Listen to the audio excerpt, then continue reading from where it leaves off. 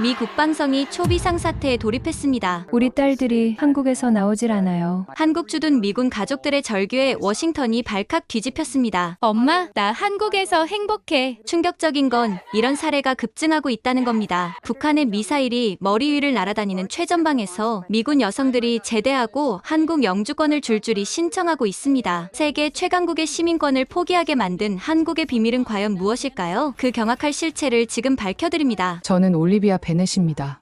34살 미 육군정보 장교로 용산 기지에서 근무하고 있었죠. 그날도 평범한 금요일 저녁이었습니다. 부대 회식을 마치고 기지로 돌아가는 길이었어요. 3월 15일 밤 11시 정각. 기지 정문까지 불과 200m를 남겨둔 순간이었습니다. 갑자기 옆에서 굉음과 함께 불빛이 제 쪽으로 돌진해 왔습니다. 으아악! 제 비명과 함께 세상이 뒤집어졌습니다. 충격과 함께 몸이 공중으로 떠올랐고 다시 아스팔트 바닥에 내동댕이 쳐졌죠. 그 순간 들렸던 소리는 평생 잊을 수 없을 것 같습니다. 뭔가 부러지는 듯한 둔탁한 소리였어요. 정신을 차리고 보니 제 다리가 이상한 방향으로 꺾여 있었습니다. 피가 주르륵 흘러내렸고 왼쪽 다리는 전혀 감각이 없었어요. 올리비아, 정신 차려. 동료들이 달려왔습니다. 누군가 응급처치를 하고 누군가는 앰뷸런스를 불렀죠. 그때 들렸던 대화가 아직도 생생합니다. 운전자가 누구야? 토마스 하사입니다. 만취 상태예요. 미친. 그 자식 지난주에 음주운전으로 걸려서 징계받은 놈 아니야? 토마스 하사. 같은 부대에서 근무하던 23 젊은 병사였습니다. 이미 2번의 음주 경고를 받았고 불명예 제대를 앞두고 있던 문제아였죠. 병원으로 실려가면서 의식이 점점 흐려졌습니다. 마지막으로 들었던 말은 의무병의 혼잣말이었어요. 다리가 너무 심하게 손상됐어. 이건. 그리고 완전히 의식을 잃었습니다. 깨어났을 때는 미군 병원 중환자실이었습니다. 온몸에 붕대가 칭칭 감겨 있었고 각종 기계들이 제 생명을 유지하고 있었죠. 베넷 소령님 정신이 드십니까? 군의관이 제 곁에 서 있었습니다. 그의 표정은 어두웠죠. 제 다리는 어떻게 됐나요? 솔직히 말씀드리겠습니다. 왼쪽 다리는 무릎 아래 부분의 뼈가 완전히 분쇄됐습니다. 신경과 혈관 손상도 심각하고요. 오른쪽도 신경이 많이 손상됐습니다. 그래서요? 절단 가능성이 80%입니다. 최선을 다해도 정상적인 보행은 불가능할 것으로 보입니다. 귀를 의심했습니다. 절단이라니요? 제가 다시는 걸을 수 없다니요? 토마스는 어떻게 됐습니까? 이미 구속됐습니다. 불명예 제대 후 미국으로 송환될 예정입니다. 최소 5년 이상의 실형이 예상됩니다. 아이러니했습니다. 그는 처벌받고 감옥에 가겠지만 언젠가는 2다리로 걸어 나올 겁니다. 하지만 저는 그가 받을 어떤 처벌도 제 다리를 돌려주지는 못할 거였죠. 그는 처벌받았지만 제 다리는 돌아오지 않을 거였습니다. 눈물이 났습니다. 10년간 군인으로 살면서 한 번도 울어본 적 없었는데 그날은 어린아이처럼 울었어요. 정보 장교로서 제 커리어는 끝났습니다. 아니, 인생 자체가 끝난 것 같았죠. 34살의 불구가 되어 남은 인생을 휠체어에 의존해야 한다니요. 그때였습니다. 한국인 간호사 한 분이 조심스럽게 다가왔어요. 소령님, 제가 한 말씀 드려도 될까요? 뭔가요? 포기하지 마세요. 한국 의사들은 기적을 만들어내거든요. 일주일이 지났습니다. 미군 병원에서는 최선을 다했지만 결론은 같았습니다. 베넷 소령, 현실을 받아들이셔야 합니다. 왼쪽 다리는 절단이 최선입니다. 감염 위험도 있고 계속 두면 오히려 전신에 악영향을 줄 수 있습니다. 주치의인 스미스 중령의 말은 냉정했습니다. 그는 이라크와 아프가니스탄에서 수많은 부상병을 치료한 베테랑이었죠. 그가 포기했다면 정말 가망이 없는 거였습니다. 그럼 오른쪽 다리는요? 신경 손상이 심하지만 형태는 유지할 수 있을 것 같습니다. 다만 정상적인 기능은 기대하기 어렵습니다. 앞으로 의족과 목발에 의존하셔야 할 겁니다. 군 생활은 당연히 의무제대입니다. 장애연금을 받으시게 될 겁니다. 12년.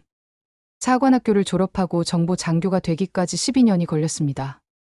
이라크에도 다녀왔고 아프가니스탄에서도 임무를 수행했죠. 그 모든 것이 한순간에 무너졌습니다. 그런데 이상했습니다. 한국인 의료진들의 반응이 미군 의사들과는 달랐거든요. 제 담당 한국인 간호사는 김혜진 씨였습니다. 30대 초반의 밝은 성격의 간호사였죠. 그녀는 제가 절망에 빠져 있을 때마다 희망적인 이야기를 들려주었습니다. 소령님, 작년에 저희 병동에 오토바이 사고로 오신 환자분이 계셨어요. 미군 병원에서는 하반신 마비 판정을 받으셨는데 한국 병원에서 치료받고 지금은 마라톤을 뛰세요. 정말인가요? 네. 한국 재활의학은 정말 다르거든요. 포기하지 않으면 기적이 일어날 수 있어요. 그날 오후 뜻밖의 방문객이 왔습니다. 같은 기지에서 근무하는 에런데이였습니다. 그는 작년에 훈련 중 낙상 사고로 척추를 다쳤던 동료였죠. 올리비아, 지금 걷고 있는 날 보고 믿겨져? 정말이었습니다. 하반신 마비 판정을 받았던 그가 두 다리로 걸어 들어왔어요. 어떻게? 미군 병원에서는 평생 휠체어라고 했잖아? 한국 병원에서 치료받았어. 삼성서울병원 재활의학과. 거기 의사들은 차원이 달라. 에런은 자신의 경험을 자세히 들려주었습니다. 한국 의료진들이 어떻게 포기하지 않고 새로운 치료법을 시도했는지, 얼마나 헌신적으로 환자를 돌봤는지. 무엇보다 그들은 환자를 숫자로 보지 않아. 한 명 한 명을 가족처럼 대하지. 너도 한번 가봐. 뭐가 다른지 알게 될 거야. 그날 밤 저는 결심했습니다. 이대로 포기할 수는 없었어요. 한국 병원에 가보기로 한 거죠. 김혜진 간호사가 적극적으로 도와주었습니다. 제가 삼성서울병원에 연락해 볼게요. 재활의학과에 정말 유명한 교수님이 계세요. 류시원 교수님이라고 기적을 만드는 분으로 유명하시죠. 류시원. 네, 아직 젊으신데 실력은 최고예요. 특히 절망적인 케이스를 많이 살려내신 것으로 유명하시고요. 이틀 후 삼성서울병원으로부터 연락이 왔습니다. 류시원 교수가 직접 제 케이스를 검토하고 싶다는 것이었어요. 그런데 미군 병원에서는 반대했습니다. 베넷 소령, 이미 최선을 다했습니다. 더 이상의 치료는 시간 낭비입니다. 빨리 절단하고 의족에 적응하는 것이 현명한 선택입니다. 하지만 저는 포기하고 싶지 않았습니다. 아직 34살이었고 제 인생은 이제 시작이었으니까요. 한 번만 더 시도해 보겠습니다. 제 다리니까요. 결국 전원 승인이 났습니다. 3월 25일, 사고 열흘 만에 저는 삼성서울병원으로 옮겨졌습니다. 앰뷸런스 안에서 창밖을 보며 생각했습니다. 이게 마지막 희망이야. 여기서도 안 되면 정말 끝이야. 하지만 병원에 도착하는 순간부터 뭔가 달랐습니다. 미군 병원의 차가운 분위기와는 전혀 다른 따뜻함이 느껴졌어요. 베넷 소령님 오셨군요. 기다리고 있었습니다. 걱정 마세요. 저희가 최선을 다하겠습니다. 응급실 직원들의 첫 인사부터가 달랐습니다. 그들의 눈빛에는 진심 어린 걱정과 따뜻함이 담겨 있었죠. 그리고 곧 제 인생을 바꿀 한 남자를 만나게 됩니다. 안녕하세요, 베넷 소령님. 저는 재활의학과 류시원입니다. 병실 문이 열리고 들어온 사람을 보는 순간 저는 약간 놀랐습니다. 예상보다 젊었거든요. 30대 후반으로 보이는 남성이었는데 온화한 미소와 함께 자신감 있는 눈빛을 가지고 있었습니다. 한국말은 못하셔도 괜찮습니다. 저도 미국에서 연수를 받았거든요. 편하게 영어로 대화하시죠. 완벽한 영어였습니다. 하지만 그보다 더 인상적인 것은 그의 첫마디였어요. 먼저 한 가지 묻고 싶습니다. 소령님은 다시 걷고 싶으신가요? 아니면 이미 포기하셨나요? 당연히 걷고 싶죠. 하지만 미군 병원에서는 잠깐만요. 류 교수는 제 말을 끊고 직접 제 다리를 살펴보기 시작했습니다. 엑스레이와 MRI 사진을 꼼꼼히 들여다보고 직접 손으로 제 다리를 만져보며 검사했죠. 10분 정도 검사를 마친 그가 고개를 들었습니다. 절단? 아직 이르죠. 살려봅시다. 정말 가능한가요? 솔직히 쉽지 않습니다. 왼쪽 다리 손상이 특히 심하네요. 하지만 불가능하지는 않습니다. 신경이 완전히 죽은 것은 아니거든요. 아직 희망이 있어요. 그리고 그가 한 말은 평생 잊지 못할 겁니다. 저희 한국 의사들은 포기라는 단어를 잘 모릅니다. 환자가 포기하지 않는 한 저희도 절대 포기하지 않아요. 그날부터 본격적인 검사가 시작되었습니다. 미군 병원에서 했던 검사보다 훨씬 정밀하고 다양한 검사들이었죠. 놀라운 것은 류 교수가 모든 검사에 직접 참여했다는 겁니다. 보통 교수들은 레지던트나 전공의에게 맡기는데 그는 달랐어요. 제가 직접 봐야 정확히 알 수 있습니다. 환자의 미래가 달린 일인데 대충 할 수 없죠. 새벽 6시. 병실 문이 열리는 소리에 잠에서 깼습니다. 류 교수였어요. 이렇게 일찍 오세요? 첫 회진은 항상 6시에 합니다. 환자분들이 밤새 어떠셨는지 확인해야 하거든요. 어제 밤은 어떠셨어요? 통증은 없으셨고요? 매일 아침 6시. 그는 어김없이 제 병실에 나타났습니다. 주말도 예외가 없었죠.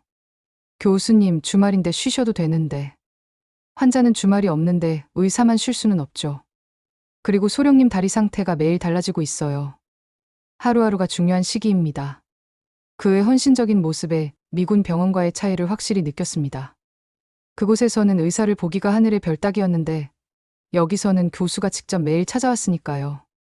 3일째 되는 날 류 교수가 치료 계획을 설명했습니다. 수술은 최후의 수단입니다. 먼저 재활치료로 신경을 살려보겠습니다. 한국에는 특별한 재활 프로그램이 있어요. 서양의학과 한의학을 결합한 통합치료법이죠. 한의학이요? 네. 침술과 한약, 그리고 최첨단 재활 장비를 함께 사용합니다. 이미 많은 성공 사례가 있어요. 처음에는 반신반의했습니다. 침술로 신경이 살아난다니 미국에서는 상상도 못할 일이었죠. 믿기 어려우신가요? 저도 처음에는 그랬어요. 하지만 결과가 증명합니다. 한번 해보시죠. 잃을 것도 없지 않나요? 그의 말이 맞았습니다. 이미 절단 선고를 받은 달이었으니 시도해볼 가치는 있었죠. 재활치료가 시작된 첫날, 저는 또 한 번 놀랐습니다. 재활의학과 전체가 하나의 팀처럼 움직였어요. 물리치료사, 작업치료사, 한의사, 간호사 모두가 제 케이스를 공유하고 있었습니다. 베넷 소령님, 오늘부터 저희가 가족입니다. 함께 싸워나가요. 물리치료사 정수진 씨의 말이었습니다. 가족이라니 처음 듣는 표현이었죠. 그날 저녁 류 교수가 다시 찾아왔습니다. 이번에는 의사가운이 아닌 평상복 차림이었어요. 저녁 드셨어요? 병원식을. 좀 먹었습니다. 병원식이 입에 안 맞으시죠? 한국 음식 좋아하세요? 잘 모르겠어요. 기지 안에서만 생활해서. 그럼 제대로 드셔보셔야겠네요. 한국에서 치료받으시려면 한국 음식도 드셔야 해요. 음식도 치료의 일부거든요. 그는 직접 가져온 도시락을 꺼냈습니다. 김치찌개와 여러 반찬들이 담겨 있었어요. 집에서 만든 건 아니고 병원 근처 맛집에서 사왔어요. 한번 드셔보세요. 교수님이 왜 이렇게까지. 환자가 잘 먹어야 빨리 낫습니다. 그리고 그가 잠시 멈추더니 미소를 지었습니다. 솔직히 말하면 소령님이 불쌍해 보여서요. 타국에서 다치고 혼자 병원에 있으니까요. 제가 미국에서 연수할 때 아팠던 적이 있는데 그때 정말 외로웠거든요. 그의 진심이 느껴졌습니다. 단순히 의사로서가 아니라 한 인간으로서 제게 다가온 거였죠. 한국 좋아하세요? 도시락을 먹으며 그가 물었습니다. 솔직히 잘 모르겠어요. 기지 밖에 나가본 적이 별로 없어서. 그럼 다 나으시면 제가 구경시켜 드릴게요. 한국의 진짜 모습을요. 다 낫는다면요. 나을 거예요. 꼭요. 그의 확신에 찬 목소리에서 이상한 안도감을 느꼈습니다. 이제 좋아질 것 같아요. 제 대답에 그가 환하게 웃었습니다. 그 미소를 보는 순간 가슴이 이상하게 뛰었어요. 단순히 의사에 대한 신뢰감 이상의 무언가가 느껴졌죠. 하지만 그때는 몰랐습니다. 이것이 새로운 시작이 될 거라는 것을. 재활치료가 시작된 지 일주일. 매일이 전쟁 같았습니다. 오전 8시부터 오후 6시까지 쉴 새 없이 이어지는 치료 프로그램들. 베넷 소령님 힘드시죠? 하지만 지금이 골든타임이에요. 신경이 완전히 죽기 전에 최대한 자극을 줘야 합니다. 물리치료사 정수진 씨는 항상 밝은 에너지로 저를 격려했습니다. 전기 자극 치료, 수중 재활, 로봇 보행 훈련. 처음 보는 장비들이 많았어요. 특히 인상적인 것은 한의학 치료였습니다. 처음엔 따끔하실 거예요. 하지만 곧 익숙해지실 겁니다. 한의사 김태영 박사가 제 다리에 침을 놓기 시작했습니다. 수십 개의 가느다란 침이 정확한 위치에 꽂혔죠. 이게 정말 효과가 있나요? 서양 의학으로는 설명하기 어렵지만 경험적으로 증명된 치료법입니다. 특히 신경 재생에 도움이 되죠. 신기하게도 침을 맞고 나면 다리가 따뜻해지는 느낌이 들었습니다. 완전히 감각이 없던 부분에서 미세한 자극이 느껴지기 시작했어요. 그런데 가장 인상적인 것은 류시원 교수의 관심이었습니다. 그는 단순히 회진만 하는 것이 아니라 제 모든 치료 과정을 직접 모니터링했죠. 어느 날은 물리치료실에 나타나서는 직접 제 재활 운동을 도왔습니다. 교수님이 직접 이런 것까지. 의사가 환자의 상태를 정확히 알려면 직접 봐야죠. 차트만 보고는 알 수 없어요. 점심시간이면 어김없이 제 병실에 들렀습니다. 오늘 치료는 어떠셨어요? 너무 힘들지는 않으셨고요? 괜찮아요. 그런데 교수님은 점심은 드셨어요? 아, 저는 괜찮아요. 소령님이나 잘 드셔야죠. 어느 날은 그가 피곤해 보였습니다. 교수님 어제 밤새우셨어요? 아, 응급수술이 있어서요. 교통사고 환자였는데 소령님처럼 다리를 크게 다치셨어요. 수술은 잘 됐나요? 네, 다행히 잘 됐어요. 그 환자분도 소령님처럼 열심히 재활하면 걸을 수 있을 거예요. 그의 헌신적인 모습에 점점 마음이 끌렸습니다. 처음에는 단순히 좋은 의사에 대한 존경심이라고 생각했는데 시간이 지날수록 그 이상의 감정이 자라나기 시작했죠. 재활 3주차, 작은 기적이 일어났습니다. 선생님, 발가락이 움직여요. 정말이었습니다. 완전히 마비됐다고 생각했던 왼쪽 발가락이 미세하게 움직였어요. 아주 작은 움직임이었지만 저에게는 세상을 얻은 것 같았습니다. 정수진 치료사가 급히 류 교수를 불렀습니다.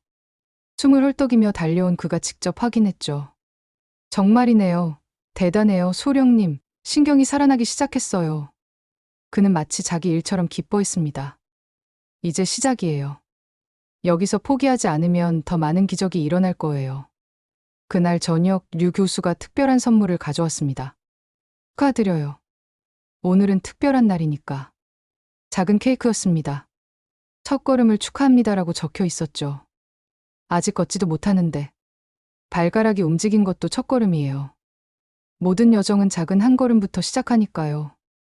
병실에서 둘이 케이크를 나눠 먹으며 이야기를 나눴습니다. 교수님은 왜 의사가 되셨어요? 어릴 때 할머니가 교통사고로 하반신 마비가 되셨어요. 그때 재활의학이라는 걸 알게 됐죠. 포기했던 사람들에게 다시 희망을 주는 일이 멋있어 보였어요. 할머니는 다시 걸으셨나요? 네. 5년 걸렸지만 결국 걸으셨어요. 돌아가시기 전까지 당신 다리로 걸어 다니셨죠. 그의 눈에 따뜻한 빛이 있었습니다. 그래서 저는 믿어요. 포기하지 않으면 기적은 일어난다고. 저도 걸을 수 있을까요? 물론이죠. 소령님은 의지가 강하시잖아요. 군인 출신답게 정말 열심히 하시고. 그가 제 손을 가볍게 잡았습니다. 따뜻한 온기가 전해졌죠. 제가 끝까지 함께 할게요. 걱정하지 마세요. 그 순간 가슴이 이상하게 뛰었습니다. 단순한 의사와 환자 사이를 넘어서는 무언가가 시작되고 있었어요. 간호사들도 눈치를 챘는지 수근거리기 시작했습니다. 류 교수님이 베넷 소령님한테 특별히 신경 쓰시는 것 같아. 맞아. 매일 점심시간마다 오시잖아. 다른 환자들한테는 안 그러시는데. 저도 느끼고 있었습니다. 그의 관심이 단순히 의학적인 것만은 아니라는 것을. 하지만 그때는 아직 확신할 수 없었어요. 혹시 제 착각일 수도 있고, 무엇보다 저는 환자였고 그는 의사였으니까요. 그런데 치료가 진행될수록 그의 개인적인 관심은 더욱 뚜렷해졌습니다. 오늘은 기분이 어떠세요? 좋아요. 발가락도 더 많이 움직이고. 아니, 그게 아니라 마음이요. 기분이 우울하거나 그러진 않으세요? 가끔 미래가 걱정될 때가 있어요. 설령 걷게 되더라도 군인으로는 못 돌아갈 테니까요. 새로운 시작을 하실 수도 있잖아요. 인생에는 여러 길이 있으니까. 그는 항상 희망적인 이야기를 들려주었습니다. 때로는 의사보다는 친구 같았고, 때로는 그 이상으로 느껴졌죠. 차 주차가 되자 더 큰 변화가 일어났습니다. 발목에도 약간의 움직임이 생기기 시작한 거예요. 믿을 수 없어요. 이 정도 속도는 정말 이례적이에요. 류 교수도 놀라워했습니다. 소령님의 의지력이 만든 기적이에요. 그리고 그가 잠시 말을 멈추더니 부드럽게 미소 지었습니다. 제가 매일 기도했거든요. 소령님이 꼭 나으시길. 의사가 환자를 위해 기도한다니. 그 말에 가슴이 뭉클해졌습니다. 그날 밤 저는 일기장에 이렇게 적었습니다. 오늘도 류 교수님이 오셨다. 이상하다. 그를 보면 다리에 통증도 있게 된다. 이건 단순히 의사에 대한 신뢰감 이상의 무언가다. 하지만 이런 감정을 가져도 되는 걸까? 나는 환자이고 게다가 곧 미국으로 돌아가야 하는데. 하지만 운명은 이미 다른 길을 준비하고 있었습니다. 재활 6주차. 드디어 목발을 짚고 설 수 있게 되었습니다. 아직 완전하지는 않았지만 두 발로 서 있다는 것만으로도 감격스러웠죠. 축하해요. 이제 밖에 나가실 수 있겠네요. 정수진 치료사가 기뻐하며 말했습니다. 밖에요? 네, 휠체어 타고 병원 주변 산책도 하시고. 맨날 병실에만 있으면 답답하시잖아요. 류 교수도 적극 찬성했습니다. 좋은 생각이에요. 정신건강도 중요하니까. 혹시 한국 음식 좀 드셔보셨어요? 제대로 된 거요. 병원 식당 말고는. 그럼 제가 맛집 하나 소개해 드릴게요. 병원에서 5분 거리에 있어요. 그가 메모지에 뭔가를 적어주었습니다. 정의 부대찌개라는 이름이었죠. 부대찌개가 뭔가요? 한국전쟁 때 미군 부대에서 나온 재료로 만든 찌개예요. 미군이랑 인연이 깊은 음식이죠. 꼭 한번 드셔보세요. 다음날 점심, 저는 휠체어를 타고 처음으로 병원 밖으로 나갔습니다. 이른 봄의 서울거리는 생각보다 활기찼어요. 정의 부대찌개는 작은 식당이었습니다. 간판도 소박했고 내부도 특별할 것 없는 평범한 동네 식당이었죠. 어서 오세요.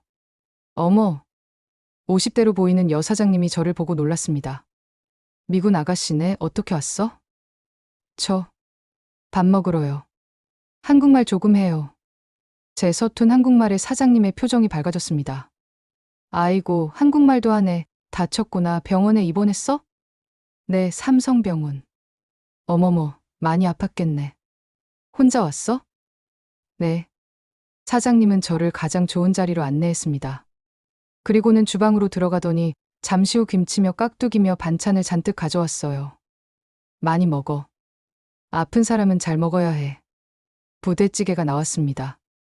라면, 햄, 김치, 떡이 들어간 얼큰한 찌개였죠. 한 숟갈 떠먹는 순간 눈이 번쩍 떠졌습니다. 우와, 맛있어요. 그래? 맛있어? 더 줄까? 이상했습니다. 그냥 음식 맛이 아니었어요. 뭔가 따뜻하고 정겨운 느낌이 들었죠. 고향의 맛 같은 느낌이랄까요.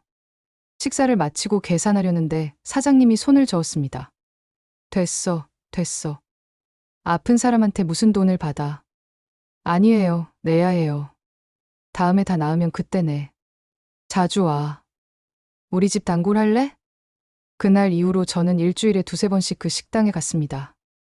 갈 때마다 사장님은 반찬을 더 주셨고 새로운 메뉴를 맛보라고 하셨죠.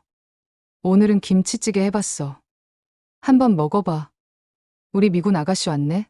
오늘은 순두부 어때? 어느새 저는 우리 미군 아가씨가 되어 있었습니다. 놀라운 건 소문이 빠르다는 거였어요. 며칠 후 옆가게 과일가게 아저씨라 불렀습니다. 아가씨, 미군 아가씨. 네? 이거 먹어봐. 한국 배야. 감기에 좋아. 커다란 배를 그냥 주셨습니다. 아니에요. 돈 낼게요. 에이, 그냥 먹어. 다친 사람이 불쌍해서 그래. 세탁소 아주머니도 마찬가지였습니다. 미군 아가씨구나. TV에서만 보다가 실제로 보니까 신기하네. 많이 아팠어? 조금. 이제 괜찮아요. 빨래 있으면 가져와. 싸게 해줄게. 미용실도 약국도 편의점도 다 마찬가지였습니다. 온 동네가 저를 알게 되었고 모두가 친절하게 대해주었죠. 그러던 어느 날 부대찌개집에서 뜻밖의 사람을 만났습니다. 류시원 교수였어요. 소령님? 교수님도 여기 오세요? 제가 추천한 곳이잖아요. 저도 단골이에요. 그는 자연스럽게 제 맞은편에 앉았습니다. 사장님, 저 왔어요. 어머, 류 선생 그런데. 너희 둘이 아는 사이야? 사장님이 눈을 반짝이며 물었습니다. 네, 제 환자예요. 아, 그렇구나. 그럼 잘 됐네. 류 선생이 최고야. 우리 동네에서 제일 좋은 의사라고. 사장님은 신이 나서 떠들기 시작했습니다. 류 선생은 정말 좋은 사람이야. 돈 없는 환자들도 공짜로 봐주고 우리 동네 어르신들 무료 진료도 하고. 사장님, 그만하세요. 부끄럽잖아요. 류 교수가 쑥스러워했습니다. 식사를 하면서 자연스럽게 대화를 나눴습니다. 병원에서와는 다른 편안한 대화였죠. 한국 생활 어떠세요?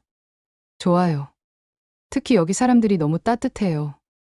한국 사람들은 정이 많거든요. 특히 어려운 사람을 보면 그냥 못 지나쳐요. 미국이랑 많이 달라요. 미국은 개인주의가 강해서 각자 장단점이 있죠. 하지만 전 한국의 이런 정 문화가 좋아요. 그때 사장님이 또 반찬을 가져왔습니다. 얘들아, 이것도 먹어. 오늘 새로 담근 김치야. 사장님, 너무 많이 주세요. 뭐가 많아. 둘이 데이트하는데 특별 서비스지. 데이트 아니에요. 우리 둘이 동시에 말했습니다. 사장님은 의미심장하게 웃었죠. 알았어, 알았어. 아니라고 치자. 얼굴이 빨개졌습니다. 류 교수도 당황한 것 같았어요. 치사를 마치고 병원으로 돌아가는 길. 그가 휠체어를 밀어주었습니다. 저 혼자 갈 수 있어요. 제가 밀어드릴게요. 어차피 같은 방향이니까. 봄바람이 살랑살랑 불었습니다. 벚꽃이 피기 시작한 거리는 아름다웠죠. 소령님. 네? 한국이 좋아지셨나요? 네. 처음엔 그저 근무지였는데 이제는 뭔가 편안한 곳이 된 것 같아요. 이상하죠? 고향도 아닌데. 그가 잠시 침묵하다가 말했습니다. 전혀 이상하지 않아요. 때로는 태어난 곳보다 마음이 편한 곳이 진짜 집이 되기도 하니까요. 그의 말이 가슴에 와 닿았습니다. 정말 그랬어요. 이곳이 점점 집처럼 느껴지고 있었죠. 병실에 도착했을 때 그가 조심스럽게 물었습니다. 다음 주에 날씨가 좋으면 밖에서 점심 같이 하실래요? 제가 다른 맛집도 소개해 드릴게요. 가슴이 두근거렸습니다. 이건 단순한 의사의 친절이 아니었어요. 좋아요. 대답하고 나서야 깨달았습니다. 내가 지금 뭔가 위험한 선을 넘고 있다는 것을. 하지만 이미 늦었어요. 아니, 어쩌면 멈추고 싶지 않았는지도 모릅니다. 그날 밤 부대찌개집 사장님에게서 문자가 왔습니다. 아가씨, 류 선생이랑 잘 어울려. 좋은 사람이야. 놓치지 마. 웃음이 나왔습니다. 온 동네가 우리를 응원하는 것 같았어요. 한국의 정. 그것은 단순한 친절 이상이었습니다. 누군가를 진심으로 걱정하고 아끼고 응원하는 마음. 그것이 저를 이곳에 붙잡아두고 있었죠. 8주째. 운명의 날이 왔습니다. 자, 오늘은 보조개 없이 걸어볼 거예요. 준비되셨죠? 정수진 치료사가 격려하듯 물었습니다. 평행봉을 잡고 서 있는 제 다리는 후들후들 떨렸죠. 무서워요. 괜찮아요. 제가 옆에 있잖아요. 류 교수님도 오셨고요. 돌아보니 류 교수가 걱정스러운 표정으로 서 있었습니다. 오늘따라 그가 더 긴장한 것 같았어요. 할 수 있어요. 소령님은 강한 분이잖아요. 심호흡을 했습니다. 그리고 평행봉에서 손을 떼고 한 발을 내디뎠죠. 첫 걸음, 두 번째 걸음, 세 번째 걸음에서 휘청했지만 넘어지지 않았습니다. 하고 있어요. 걷고 있어요. 네 걸음, 다섯 걸음, 그리고 10걸음. 10걸음을 걷고 나서 다시 평행봉을 잡았을 때 재활실 전체가 박수를 쳤습니다. 해내셨어요. 정말 해내셨어요. 정수진 치료사가 감격해서 울먹였습니다. 다른 환자들도 축하해 주었죠. 그런데 가장 감격한 사람은 류 교수였습니다. 그의 눈가가 붉어져 있었어요. 교수님, 죄송해요. 너무 기뻐서. 그가 눈가를 훔치며 말했습니다. 2달 전에는 절단하라고 했던 다리로 걸으셨어요. 이게 기적이 아니면 뭐겠어요. 그날 오후 병실로 돌아온 저는 너무 기뻐서 가만히 있을 수가 없었습니다. 미국에 있는 부모님께 영상통화를 걸었죠. 엄마, 아빠, 나 걸었어. 혼자서 10걸음이나. 부모님도 울면서 기뻐하셨습니다. 저녁 무렵 류 교수가 찾아왔습니다. 축하드려요. 오늘은 정말 특별한 날이니까 제가 저녁 사드릴게요. 밖에 나가실 수 있으세요? 휠체어 타고는 갈 수 있어요. 좋아요. 특별한 곳으로 모시고 갈게요. 그가 데려간 곳은 병원 옥상이었습니다. 작은 정원이 있는 아름다운 공간이었죠. 테이블에는 음식이 차려져 있었습니다. 여기는 제가 가끔 오는 곳이에요. 환자들은 잘 모르는 비밀 장소죠. 오늘 특별히 허락받았어요. 서울의 야경이 한눈에 보였습니다. 불빛들이 반짝이는 모습이 아름다웠어요. 와, 정말 예뻐요. 그죠? 저는 힘들 때마다 여기 와서 이 풍경을 봐요. 그럼 위로가 되거든요. 저녁을 먹으며 많은 이야기를 나눴습니다. 처음으로 일이 아닌 개인적인 이야기들을 나눴죠. 가족은 어떻게 되세요? 부모님은 부산에 계시고 남동생이 하나 있어요. 소령님은? 부모님이 텍사스에 계세요. 외동딸이고요. 군인이 되신 것을 부모님이 찬성하셨어요? 반대가 심했죠. 하지만 제가 고집이 세서 그가 웃었습니다. 그 고집 덕분에 다시 걸으신 거예요. 대화가 이어질수록 마음이 편해졌습니다. 그는 좋은 청취자였고 때로는 재미있는 농담도 했죠. 사실 처음 소령님을 봤을 때 좀 무서웠어요.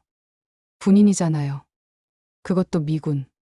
엄청 카리스마 있고 무서울 줄 알았는데. 그런데 알고 보니 그냥 아픈 사람이더라고요. 그리고 그가 잠시 말을 멈췄습니다. 뭔가를 고민하는 것 같았어요. 그리고 아름다운 사람이었어요. 순간 시간이 멈춘 것 같았습니다. 심장이 빠르게 뛰기 시작했죠. 교수님, 죄송해요. 제가 선을 넘었나요? 의사로서 해서는 안 될 말을. 아니에요. 제가 그의 말을 끊었습니다. 저도 교수님을 특별하게 생각해요. 단순히 의사로서가 아니라 그가 제 손을 잡았습니다. 따뜻하고 부드러운 손이었죠. 소령님, 아니 올리비아 씨. 제가 이런 말 해도 될지 모르겠지만 말씀하세요. 처음부터 끌렸어요. 다친 몸으로도 포기하지 않는 모습이 너무 아름다웠고 하루하루 강해지는 모습에 반했어요. 저는 환자예요. 알아요. 그래서 지금까지 참았어요. 하지만 오늘 걸으시는 모습을 보고 더는 숨길 수가 없었어요. 그의 고백에 눈물이 났습니다. 기쁨의 눈물이었죠. 저도 매일 교수님을 기다렸어요. 아침 6시에 진 시간이 하루 중 가장 행복한 시간이었고요. 정말요? 네. 교수님이 주는 희망 때문에 버틸 수 있었어요. 그리고 어느새 교수님 자체가 희망이 되어버렸어요. 그가 일어나서 제 휠체어 곁으로 왔습니다. 그리고 눈높이를 맞추려고 무릎을 꿇었죠. 아직 치료가 끝나지 않았으니 지금은 그저 제 마음만 전할게요. 다 나으시면 그때 제대로 시작해도 될까요? 제가 미국으로 돌아가야 할 수도 있어요. 그럼 따라갈게요. 교수님. 농담이에요. 하지만 마음은 진심이에요. 당신과 함께라면 어디든 갈 수 있을 것 같아요. 서울의 불빛들이 우리를 축복하는 것 같았습니다. 그날 밤 저는 단순히 다리를 되찾은 것이 아니었어요. 사랑도 찾았으니까요. 시원 씨. 처음으로 그의 이름을 불렀습니다. 네. 고마워요. 저를 포기하지 않아줘서. 그리고 저를 사랑해줘서. 그가 환하게 웃었습니다. 그 미소를 평생 잊지 못할 것 같아요. 병실로 돌아온 후 저는 일기장에 적었습니다. 오늘 2가지 기적이 일어났다. 하나는 내가 걸었다는 것. 또 하나는 사랑을 확인했다는 것. 이제 나는 한국을 떠날 수 없을 것 같다. 아니, 떠나고 싶지 않다. 창밖으로 보이는 서울의 밤은 평소보다 더 아름다웠습니다. 마치 새로운 시작을 축하하는 것처럼. 퇴원을 일주일 앞둔 토요일. 류시원 교수, 아니 이제는 시원이 특별한 계획을 세웠습니다. 오늘은 서울 구경시켜드릴게요. 진짜 한국을 보여드리고 싶어요. 목발을 짚고는 있었지만 이제 꽤 먼 거리도 걸을 수 있게 되었습니다. 병원 밖으로 나서니 5월의 서울은 실록으로 가득했죠. 첫 번째 목적지는 남산이었습니다. 케이블카 타봤어요? 아니요. 기지에서만 생활해서. 그럼 오늘이 처음이네요. 케이블카가 올라가면서 서울 전경이 한눈에 들어왔습니다. 와, 서울이 이렇게 큰 도시였구나. 놀랍죠? 1,000만 명이 사는 도시예요. 하지만 이렇게 산도 많고 자연도 많죠. 남산타워에 도착했을 때 많은 연인들이 자물쇠를 걸고 있었습니다. 저게 뭐예요? 사랑의 자물쇠예요. 연인들이 영원한 사랑을 약속하며 거는 거죠. 로맨틱하네요. 우리도 걸까요? 시원이 준비해온 자물쇠를 꺼냈습니다. 분홍색 하트 모양이었죠. 언제 준비했어요? 사실 한 달 전부터 준비했어요. 언젠가 같이 오게 될 거라고 믿었거든요. 함께 자물쇠에 이름을 쓰고 걸었습니다. 시원하트 올리비아. 이제 우리도 영원히 함께해요. 그가 장난스럽게 말했지만 진심이 담겨 있었죠. 점심은 인사동의 전통 찻집에서 먹었습니다. 한옥을 개조한 아름다운 공간이었죠. 여기는 제가 좋아하는 곳이에요. 전통차와 한식을 제대로 즐길 수 있거든요. 따뜻한 대추차를 마시며 창밖을 바라보니 한복을 입은 관광객들이 지나가고 있었습니다. 한국의 여유를 배워가세요. 미국은 너무 빨리빨리 문화잖아요. 맞아요. 여기서는 시간이 천천히 가는 것 같아요. 그게 한국의 매력이죠. 빠른 것도 있지만 느린 것도 있어요. 식사 후 인사동 거리를 걸었습니다. 전통 공예품 가게들을 구경하고 길거리 음식도 먹어봤죠. 이게 뭐예요? 호떡이에요. 한국의 대표적인 길거리 음식이죠. 뜨거운 호떡을 한 입 베어 물자 달콤한 꿀이 흘러나왔습니다. 맛있어요. 그죠? 저도 어릴 때부터 좋아했어요. 오후에는 한강으로 갔습니다. 5월의 한강공원은 피크닉을 즐기는 사람들로 가득했죠. 한강은 서울의 심장 같은 곳이에요. 서울 사람들의 쉼터죠. 잔디밭에 돗자리를 펴고 앉았습니다. 시원이 준비해온 김밥과 과일을 꺼냈어요. 직접 만드신 거예요? 어머니가 도와주셨어요. 사실 어머니가 거의 다 하셨고 전 옆에서 구경만. 웃음이 났습니다. 요리 못하는 그의 모습이 귀여웠거든요. 어머니께서 제 얘기 아세요? 네. 다 말씀드렸어요. 많이 궁금해하세요. 언제 데려올 거냐고. 벌써요? 한국 부모님들은 성격이 급하세요. 강바람이 살랑살랑 불었습니다. 멀리서 자전거 타는 사람들, 조깅하는 사람들이 보였죠. 여기가 정말 집 같아요. 제 말에 시원이 미소 지었습니다. 정말요? 네. 처음에는 낯설었는데 이제는 미국보다 더 편해요. 그럼 계속 있으면 되잖아요. 그러고 싶어요. 하지만 현실이 떠올랐습니다. 저는 군인이었고 곧 복귀 명령이 내려올 거였죠. 지금은 그런 생각하지 말아요. 오늘은 그냥 즐겨요. 해가 지면서 한강은 더욱 아름다워졌습니다. 다리마다 조명이 켜지고 물 위에 반짝이는 불빛들이 로맨틱한 분위기를 만들었죠. 올리비아. 네? 제가 이기적인가요? 당신을 붙잡고 싶어 하는 게. 당신은 군인이고 미국에 가족도 있고 커리어도 있잖아요. 그런데 제가 그의 손을 잡았습니다. 저도 같은 마음이에요. 여기 있고 싶어요. 당신 곁에 있고 싶고요. 진짜요? 네. 처음으로 집을 찾은 기분이에요. 당신과 이 도시가 제 집이 된 것 같아요. 그날 밤 시원이 저를 병원까지 데려다주면서 말했습니다. 다음 주에 퇴원하시면 부모님 만나러 가실래요? 벌써요? 한국에서는 진지한 만남일 때 빨리 인사드리는 게 예의예요. 긴장되면서도 기대되었습니다. 그의 가족을 만난다는 것은 우리 관계가 더 진지해진다는 의미였으니까요. 병실로 돌아온 후 창밖을 보며 생각했습니다. 오늘 본 서울은 그저 관광지가 아니었어요. 앞으로 살아갈 수도 있는 도시, 제2의 고향이 될 수도 있는 곳이었죠. 핸드폰이 울렸습니다.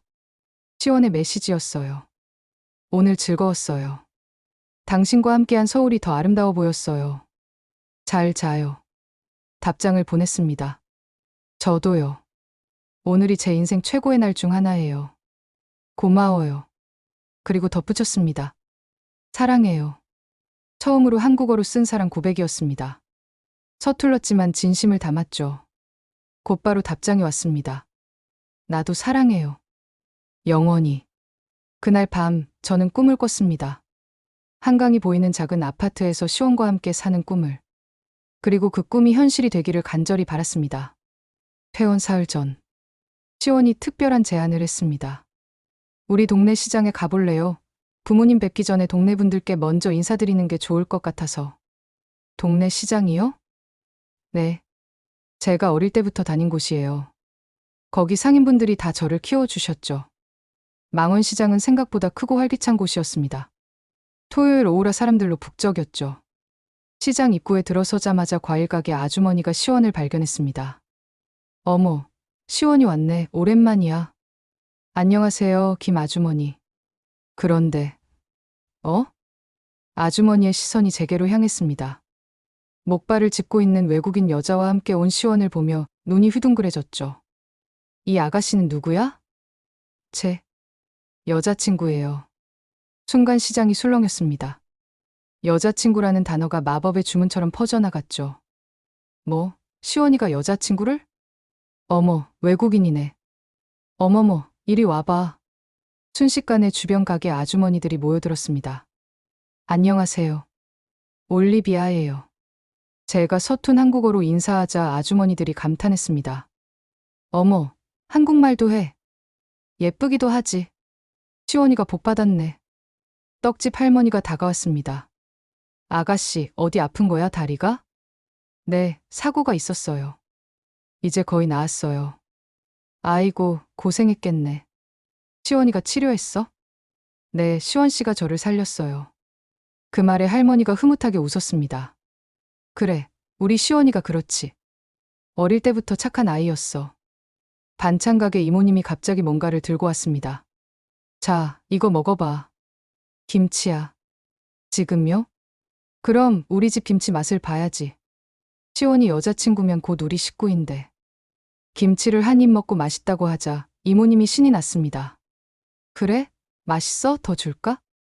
아니에요. 괜찮아요. 에이, 뭐가 괜찮아. 집에 가져가. 순식간에 김치 한 통을 봉지에 담아주셨습니다. 생선가게 아저씨도 가세했습니다. 시원아, 여자친구 데리고 왔으면 진작 얘기하지. 갑자기 된 일이라. 아가씨, 생선 좋아해? 네, 좋아해요. 그럼 이거 가져가. 오늘 아침에 들어온 싱싱한 고등어야. 아니에요. 정말 괜찮아요. 하지만 거절은 통하지 않았습니다. 정육점에서는 한우를, 야채 가게에서는 상추며 깨씹히며 한 봉지 가득 담아주셨죠. 우리 시원이가 드디어 장가를 가는구나. 아가씨, 시원이 잘 부탁해. 언제 결혼해? 질문이 쏟아졌습니다. 시원은 쑥스러워하면서도 행복해 보였어요. 순대국밥집 사장님이 우리를 불렀습니다. 야, 이리 와서 앉아. 국밥 먹고 가. 아저씨, 배불러요. 무슨 소리야. 여자친구 첫인사 왔는데 그냥 갈 수 있나. 강제로 앉혀놓고는 순대국밥을 내오셨습니다. 아가씨, 이게 한국의 정이야. 다 정이 있어서 그러는 거니까 부담 갖지 마. 고마워요. 정말 고마워요. 눈물이 날 것 같았습니다. 처음 보는 사람들인데 이렇게 따뜻하게 대해주다니. 김치 담그는 걸 배우고 싶다고 하자 반찬 가게 이모님이 흥분했습니다. 그래? 진짜? 그럼 다음 주에 김장철은 아니지만 특별히 가르쳐 줄게. 아이고, 말이 통하는구나. 이 정도면 한국 며느리 다 됐네. 시장을 한 바퀴 도는 동안 우리는 수많은 선물을 받았습니다. 들고 갈 수 없을 정도였죠. 이거 어떻게 들고 가요? 시원이 웃으며 말했습니다. 이게 한국 시장이에요. 정이 넘치죠? 마지막으로 들른 곳은 분식집이었습니다. 시원아, 여자친구랑 왔구나. 네, 순자 이모. 어머, 진짜 예쁘다. 외국 사람인데도 뭔가 정이 가네. 순자 이모님이 떡볶이를 만들어 주시며 말씀하셨습니다. 아가씨, 시원이 엄마가 우리 친구야. 초등학교 동창이지. 정말요? 응. 그래서 시원이를 아기 때부터 봤어. 좋은 애야. 잘 키웠어. 떡볶이를 먹으며 이모님의 시원 어린 시절 이야기를 들었습니다. 한 번은 시원이가 5살 때 용돈 받아서 여기 와서는 떡볶이 2개 달라고 하더라고. 왜 2개요? 하나는 자기가 먹고 하나는 엄마 갖다 드린다고. 그때부터 알았어. 이 애는 크게 될 애구나. 시원이 얼굴이 빨개졌습니다. 이모, 그런 옛날 얘기는. 뭐가 어때? 네가 여자친구한테 알려줘야지. 시장을 나서면서 뒤를 돌아보니 상인들이 모두 나와서 손을 흔들고 있었습니다. 또 와. 다음에는 시어머니랑 같이 와. 축하해. 짧은 시간이었지만 마치 가족이 된 것 같았습니다. 이제 알겠어요. 시원 씨가 왜 이렇게 따뜻한 사람인지. 이런 분들 사이에서 자랐으니까요. 그가 제 손을 잡았습니다. 이제 올리비아도 우리 동네 사람이에요. 아니, 우리 동네 며느리죠. 며느리라니. 싫어요? 아니요. 좋아요. 너무 좋아요. 그날 받은 선물들을 정리하면서 생각했습니다. 이것이 진짜 한국이구나. 정으로 연결된 사람들, 가족처럼 서로를 챙기는 문화. 그리고 깨달았습니다. 제가 이미 이곳에 뿌리를 내리기 시작했다는 것을. 시장 아주머니들의 며느리. 그 호칭이 주는 따뜻함에 마음이 녹아내렸습니다. 이제 정말로 떠날 수 없을 것 같았어요. 퇴원한 지 2주가 지났습니다. 이제 목발 없이도 걸을 수 있게 되었고 거의 정상적인 생활이 가능했죠. 기지 내 임시 숙소에서 지내며 매일 병원에 통원 치료를 받았습니다. 그런데 그날 아침 모든 것을 바꿔놓을 이메일이 도착했습니다. 소령 올리비아 베넷. 의무위원회 심사 결과 현역 복무 가능 판정. 6월 15일부로 워싱턴 DC 국방부 정보국 발령. 중령 진급 심사 대상자로 선정. 손이 떨렸습니다. 중령 진급. 국방부 근무. 누구나 꿈꾸는 엘리트 코스였죠. 하지만 내 기쁘지 않을까요? 바로 시원에게 전화했습니다. 무슨 일이에요? 목소리가. 본국 복귀 명령이 내려왔어요. 전화 너머로 침묵이 흘렀습니다. 언제까지예요? 다음 달 15일이요. 한 달도 안 남았네요. 그의 목소리에서 슬픔이 느껴졌습니다. 점심시간에 만났습니다. 병원 근처 공원 벤치에 나란히 앉았죠. 중령 진급이라니 대단한 거잖아요. 축하해요. 억지로 웃는 그의 모습이 마음 아팠습니다. 축하받고 싶지 않아요. 올리비아. 여기 있고 싶어요. 당신 곁에 있고 싶어요. 저도 그래요. 하지만 이건 당신의 커리어잖아요. 12년 동안 쌓아온. 그의 말이 맞았습니다. 이성적으로 생각하면 가야 했죠. 하지만 감정은 그렇지 않았습니다. 그날 저녁 부대찌개 집에 갔습니다. 사장님이 반갑게 맞아주셨죠. 어머, 우리 미군 아가씨, 오늘은 혼자야? 네. 제 표정을 보시고는 뭔가 눈치채신 것 같았습니다. 무슨 일 있어? 본국으로 돌아가라는 명령이 왔어요. 뭐? 언제? 다음 달이요. 사장님의 얼굴이 어두워졌습니다. 그럼 류 선생이랑은 어떻게 되는 거야? 모르겠어요. 눈물이 났습니다. 참으려 했는데 참을 수가 없었어요. 아이고, 울지 마. 아이고. 사장님이 제 등을 토닥여 주셨습니다. 가지 마. 여기가 네가 집이잖아. 우리가 다 네가 가족이잖아. 저도 가고 싶지 않아요. 하지만. 무슨 하지만이야. 마음이 여기 있으면 여기 있는 거지. 그때 옆 테이블에 있던 동네 아주머니들이 다가왔습니다. 무슨 일이야? 사장님이 설명하자 모두들 안타까워했습니다. 아니, 이제 막 정들었는데. 류 선생이랑은 어떻게 하고. 우리가 청원서라도 써줄까?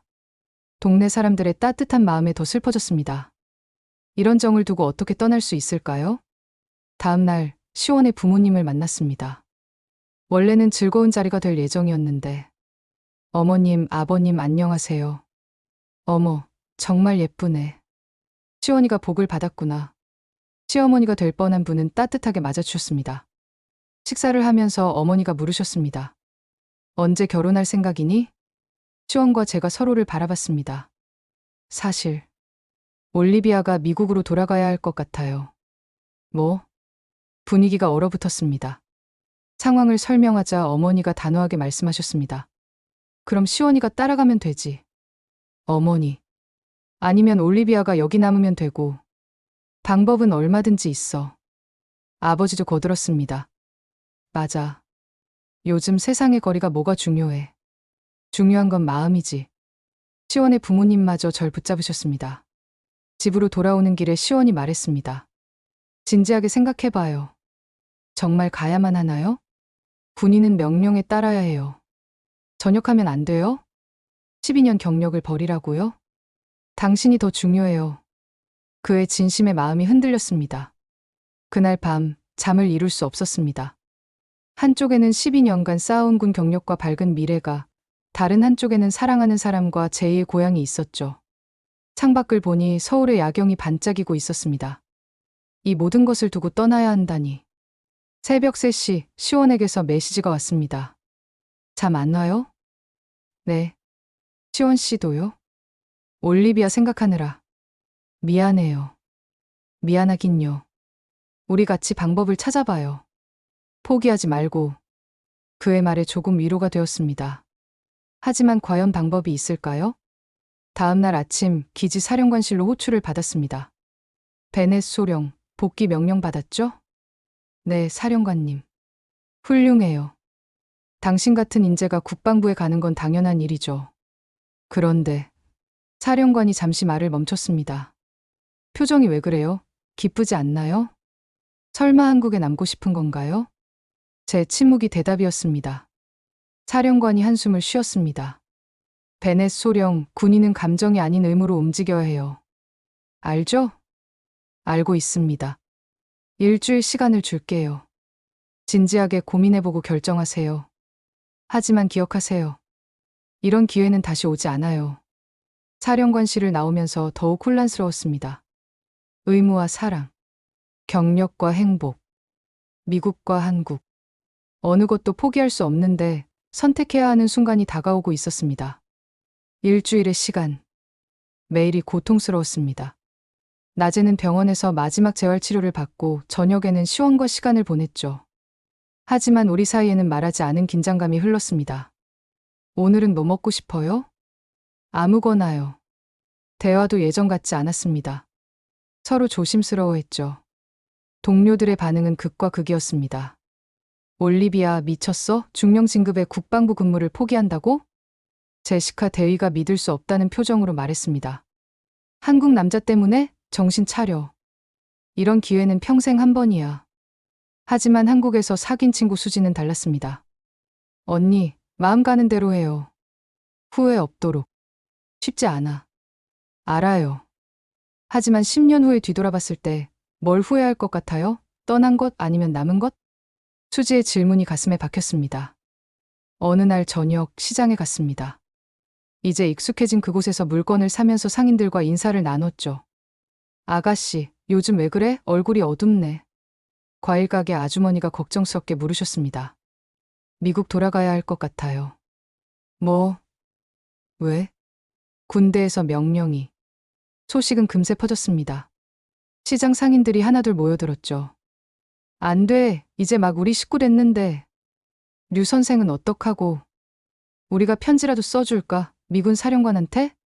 떡집 할머니가 제 손을 잡으셨습니다. 아가씨, 할미가 한마디 할게. 인생은 한 번이야. 돈이나 명예는 나중에도 얻을 수 있어. 하지만 사랑은 아니야. 할머니.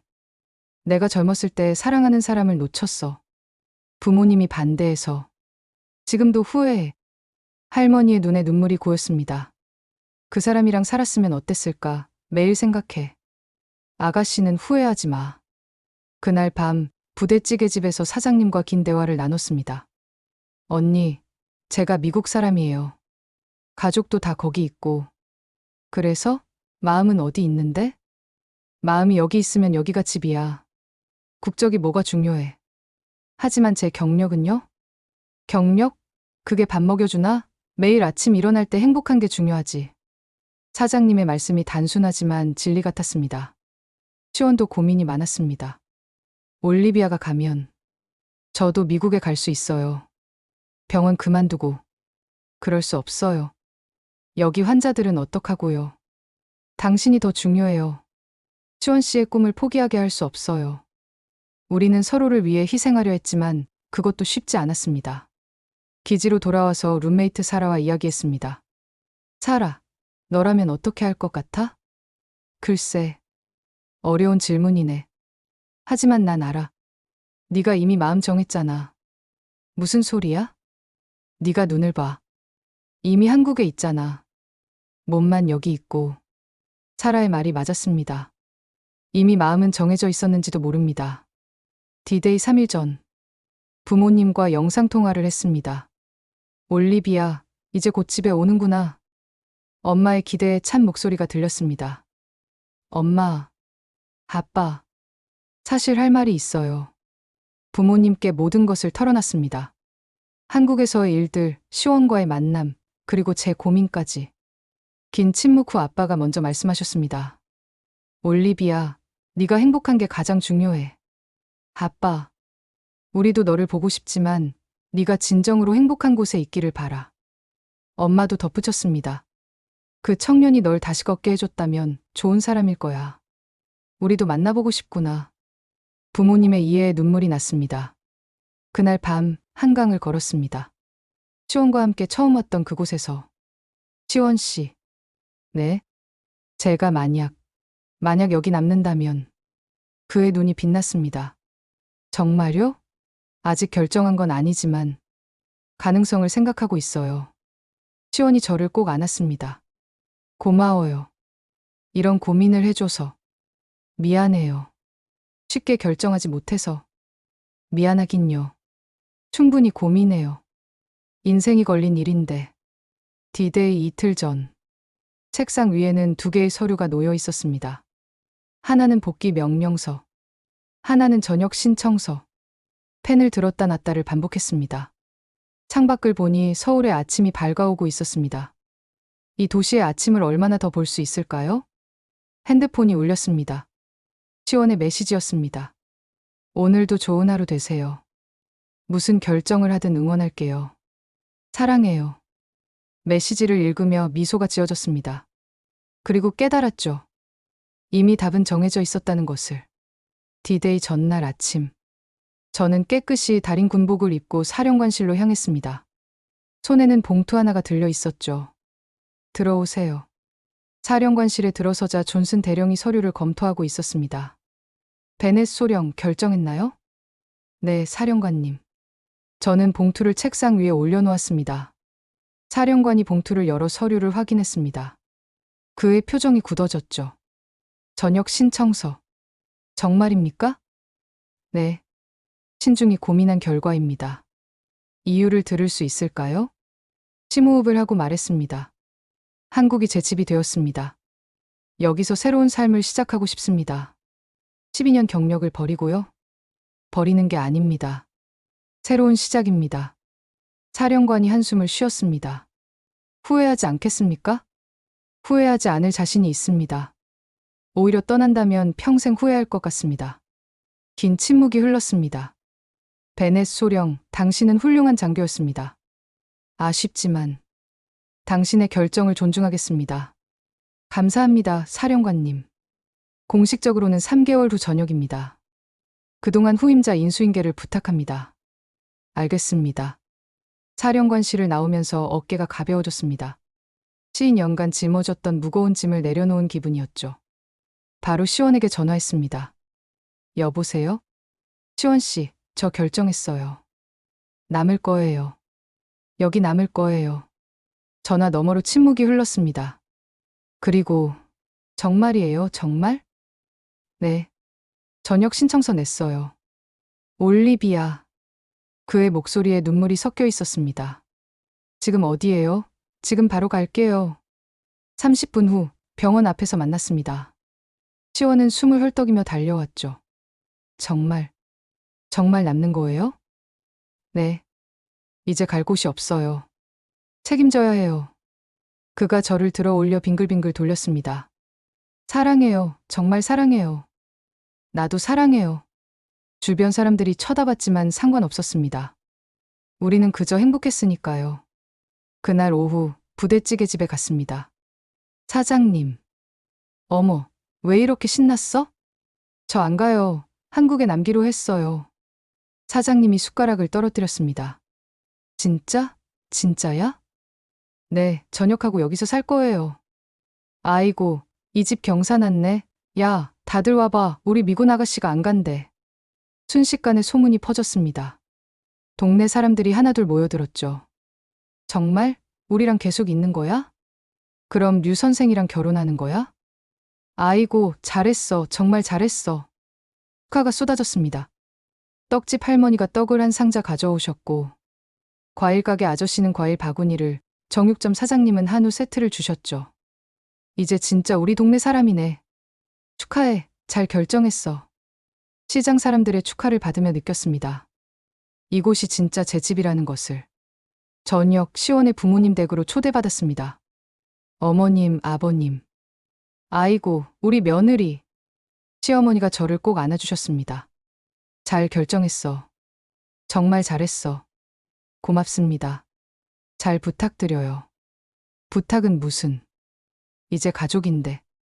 시아버지도 흐뭇하게 웃으셨습니다. 올리비아가 우리 집안에 복을 가져다 줄 것 같아. 저녁 식사를 하면서 결혼 이야기가 나왔습니다. 언제 결혼식 할 거니? 시원이 제 손을 잡으며 말했습니다. 올리비아가 원하는 대로 하려고요. 한국식으로 할지 미국식으로 할지 둘 다 하면 어때요? 제 제안에 모두가 찬성했습니다. 좋은 생각이야. 작은 결혼식 2번. 미국 부모님도 모셔야지. 가족들과 이야기를 나누며 실감했습니다. 정말로 새로운 가족이 생긴 거구나. 밤늦게 시원이 집까지 데려다 주었습니다. 고마워요. 뭐가요? 나를 선택해줘서. 시원 씨를 선택한 거예요.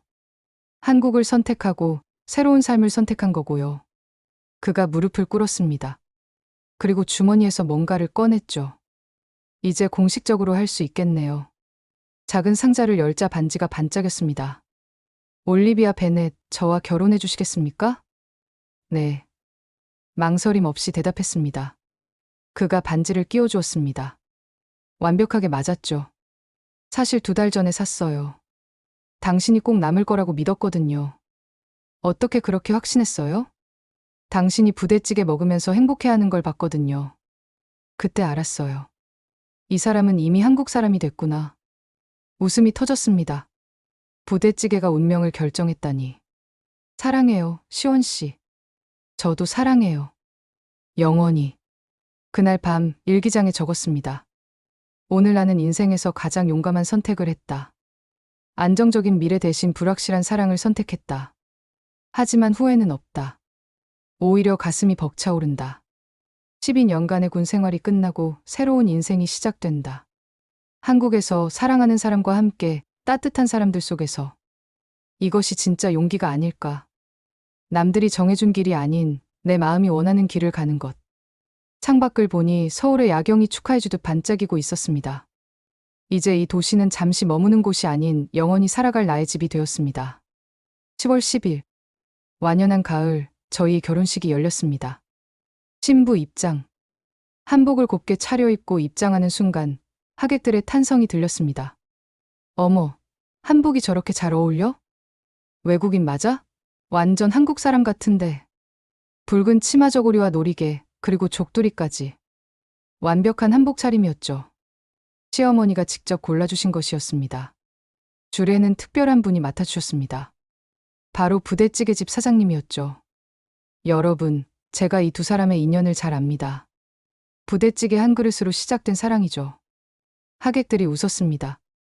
올리비아는 처음 봤을 때부터 우리 동네 사람이 될 줄 알았어요. 왜? 부대찌개 먹고 눈물 흘리더라고요. 맛있어서. 또 웃음이 터졌습니다. 이 2사람의 사랑은 특별합니다. 국경을 넘고 언어를 넘고 문화를 넘었으니까요. 그리고 이제 하나가 됐습니다. 미국에서 온 부모님도 한복을 입으셨습니다. 어색해하시면서도 기뻐하셨죠. 올리비아, 정말 아름답구나. 고마워요, 엄마. 이 청년이 널 다시 걷게 해준 사람이구나. 고맙네. 정말 고맙네.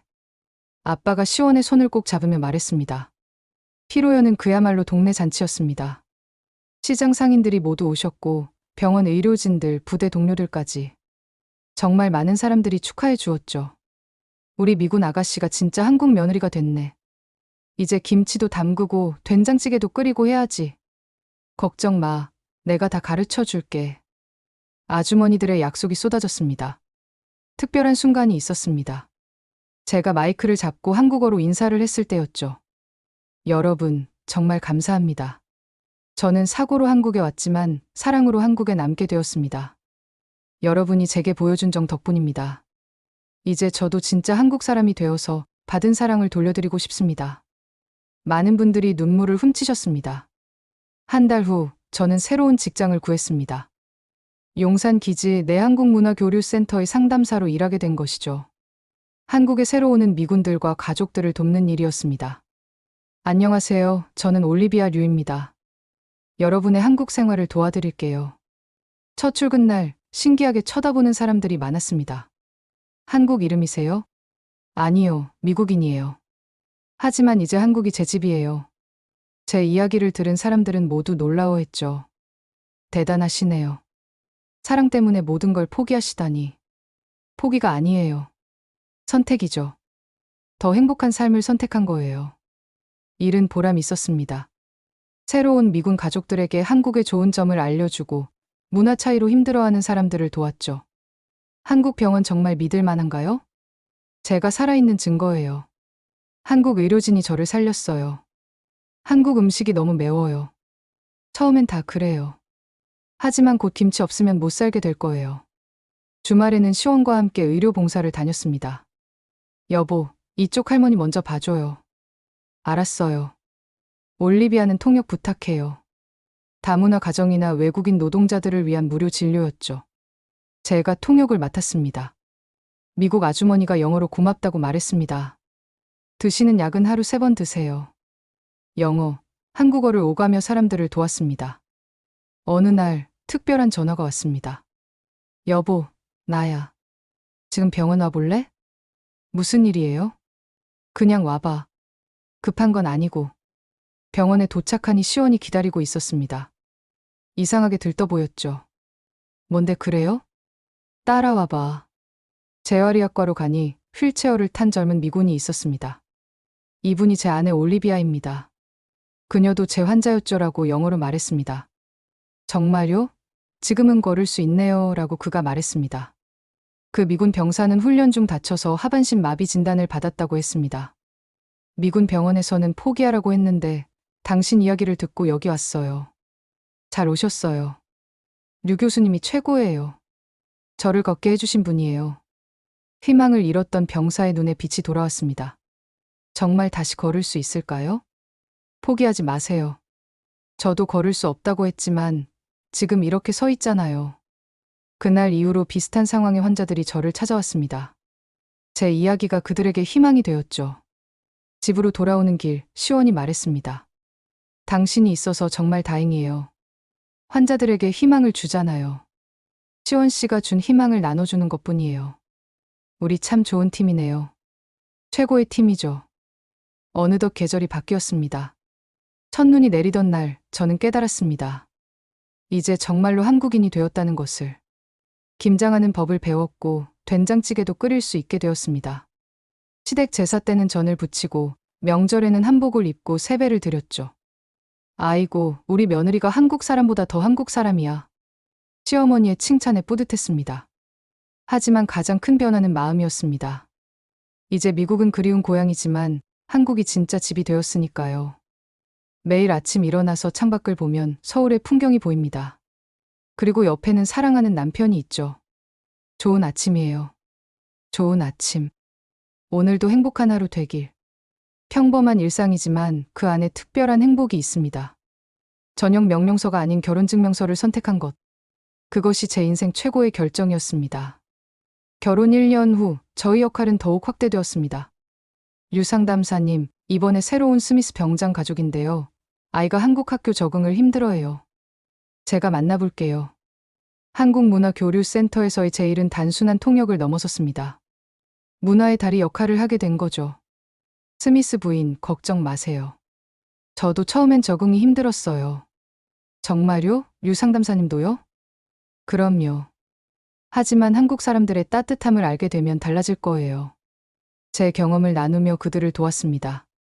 특히 다친 미군들을 한국 병원에 연결해주는 일에 열정을 쏟았죠. 또 다른 기적을 봤어요. 어느 날 제가 소개한 환자가 찾아왔습니다. 2다리로 걸어서요. 톰슨 상사님, 정말 걷고 계시네요. 류상담사님 덕분이에요.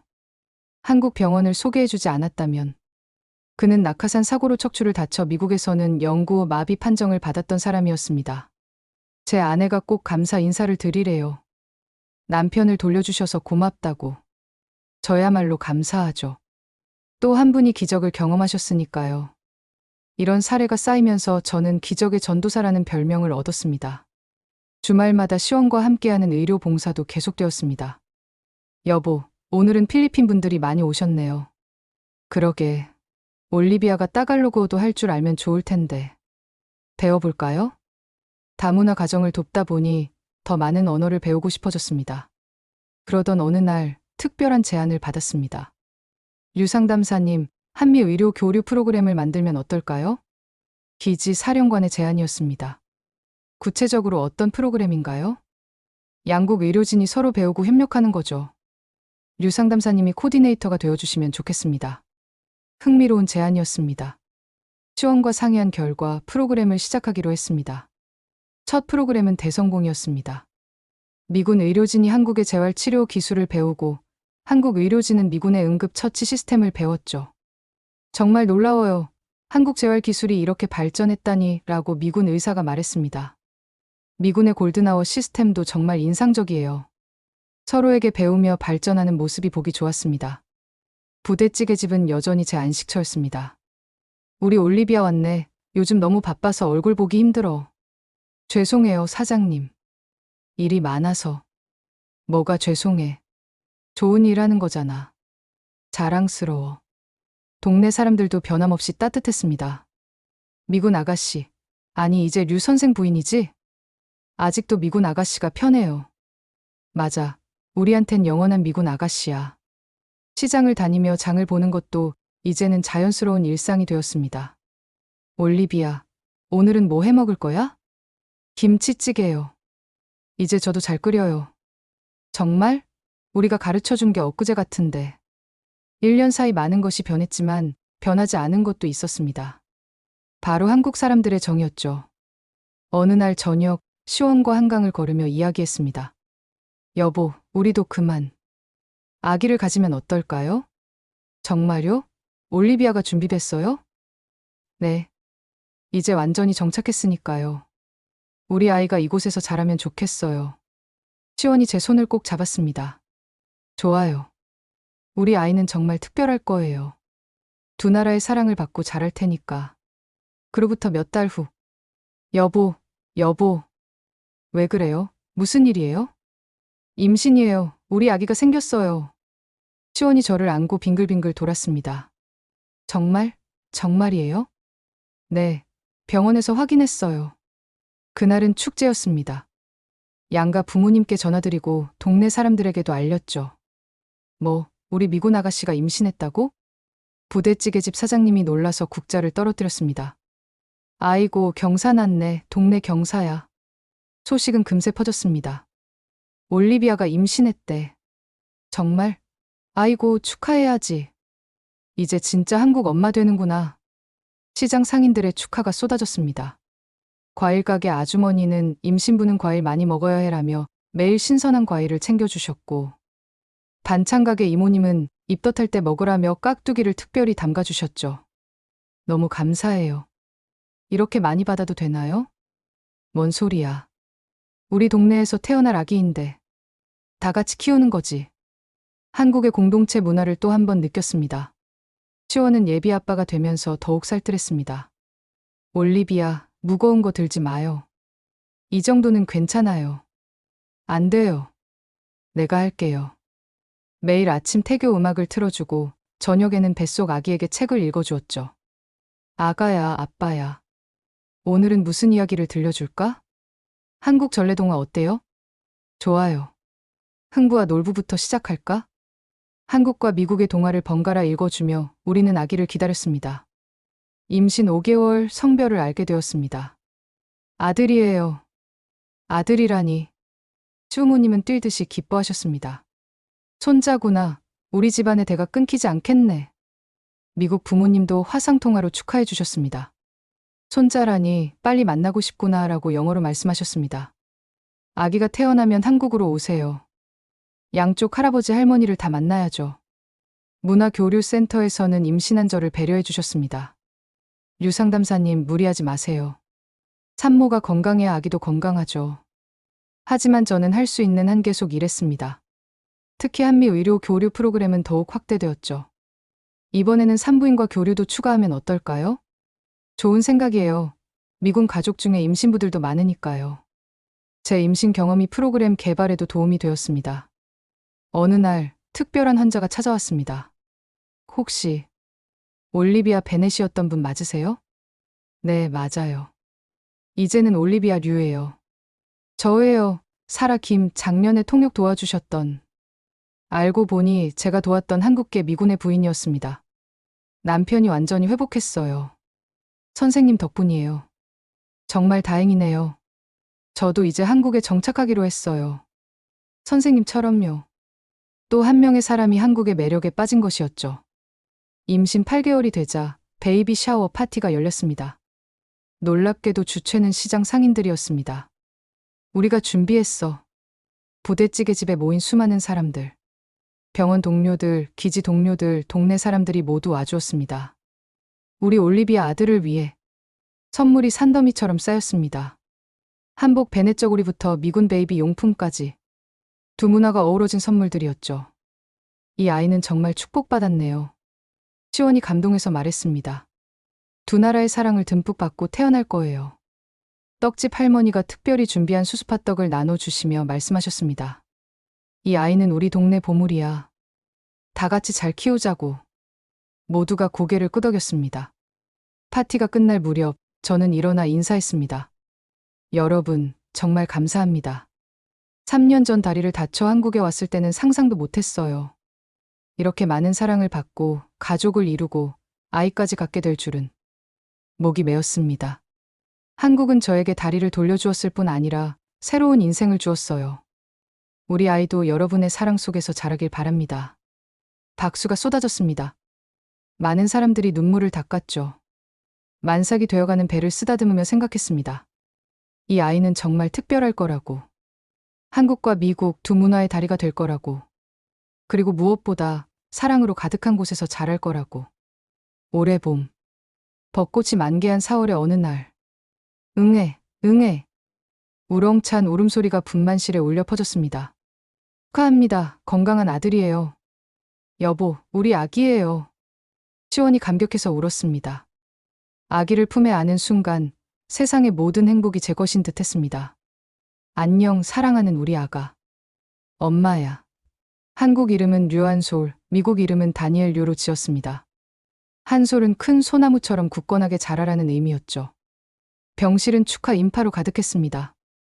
우리 손자 얼굴 좀 보자. 정말 완벽해 라고 영어로 외치셨습니다. 양가 부모님이 모두 오셨습니다. 미국 부모님은 이 기회에 한 달간 한국에 머물기로 하셨죠. 이제 우리도 한국에 자주 와야겠구나. 그럼요, 손자 크는 거 봐야죠. 시장 사람들도 찾아왔습니다. 부대찌개집 사장님은 미역국을 큰 냄비에 가득 끓여오셨고 떡집 할머니는 백일떡을 미리 예약하셨죠. 우리 동네 왕자님 납셨네. 이 아이는 복 받았어. 이렇게 많은 사람들의 사랑을 받고 태어났으니. 한솔이가 태어난 후 저희 삶은 더욱 풍성해졌습니다.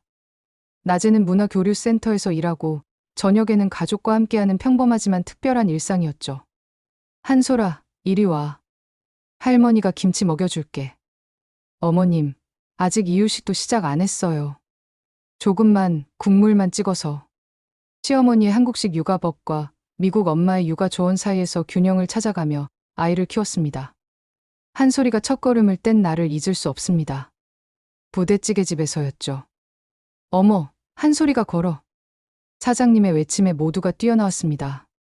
우리 한솔이 걷는다. 동네 왕자님이 첫 발을 떼셨네. 온 동네가 축제 분위기였습니다. 시원이 말했죠. 한솔이도 엄마처럼 이곳에서 첫걸음을 떼네요. 맞아요. 의미가 있네요. 정말 그랬습니다. 제가 다시 걷기 시작한 한국에서 우리 아이도 첫걸음을 뗐으니까요. 한솔이가 3살이 되던 해 저는 특별한 상을 받았습니다. 한미 우호 증진 기여상이었죠. 올리비아 류 씨는 두 나라 사이의 진정한 가교 역할을 해왔습니다. 시상식에서 대사님이 말씀하셨습니다. 특히 의료 분야에서의 교류와 협력은 많은 생명을 구했습니다. 상을 받으며 지난 시간들이 스쳐 지나갔습니다. 사고로 시작된 한국과의 인연, 절망 속에서 만난 희망, 치료 과정에서 싹튼 사랑, 그리고 이제는 뿌리 내린 삶. 엄마, 엄마. 한솔이가 무대로 뛰어 올라왔습니다. 엄마 멋있어. 한국어와 영어를 섞어 쓰는 아이를 안으며 웃었습니다. 이 아이가 제 선택이 옳았음을 증명해주는 것 같았죠. 집으로 돌아오는 길, 한강 다리를 건너며 시원히 물었습니다. 후회 없어요? 단 한 번도요. 네. 오히려 감사해요. 그 사고가 없었다면 당신도 만나지 못했을 거고, 이 모든 행복도 없었을 테니까요. 한솔이가 차창 밖을 보며 말했습니다. 아빠, 저기 남산타워. 그래, 잘 봤어. 거기가 엄마 아빠가 사랑의 자물쇠 건 곳이야. 나도 갈래. 그래, 다음에 다 같이 가자. 평범한 가족의 대화. 하지만 그 안에 특별한 이야기가 있었죠. 저는 다리 2개를 잃을 뻔했지만 2개의 조국을 얻었습니다. 미국은 제가 태어난 곳이고 한국은 제가 다시 태어난 곳입니다. 한솔이는 두 나라의 축복을 받고 자랄 것입니다. 할아버지에게는 야구를 배우고 할머니에게는 김치 담그기를 배우겠죠. 추수감사절에는 칠면조를 먹고 추석에는 송편을 빚을 겁니다. 이것이 우리 가족의 모습입니다. 경계를 넘어선 사랑, 문화를 아우르는 가족, 그리고 정으로 연결된 공동체. 창밖으로 서울의 야경이 보입니다.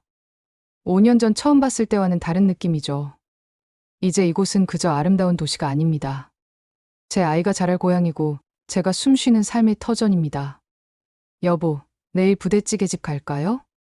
좋아요. 사장님이 한솔이 보고 싶어 하셨어요. 할머니가 떡볶이 준대. 한솔이가 신나서 외쳤습니다. 웃음이 났습니다. 미군 부대의 음식으로 시작된 인연이 3대를 이어가고 있으니까요. 이것이 제 이야기입니다. 주한미군으로 왔다가 한국인이 된 여자의 이야기. 사고로 잃을 뻔한 다리 대신 영원한 사랑을 얻은 이야기. 그리고 정으로 가득한 이 땅에 뿌리 내린 이야기. 여러분도 느끼셨나요? 때로는 인생의 가장 큰 불행이 가장 큰 행복으로 이어진다는 것을. 그리고 진정한 용기는 남들이 정해준 길이 아닌 마음이 이끄는 길을 가는 것임을. 저는 오늘도 2개의 조국을 품고 살아갑니다. 하나는 피로, 하나는 사랑으로 연결된 조국을. 그리고 우리 아이에게 물려줄 것입니다. 경계 없는 사랑과 한계 없는 가능성을.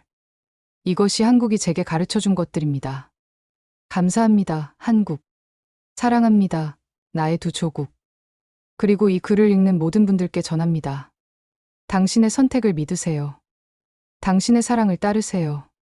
그러면 기적은 반드시 일어납니다. 제가 살아있는 증거니까요. 올리비아의 이야기, 마음에 와 닿으셨나요?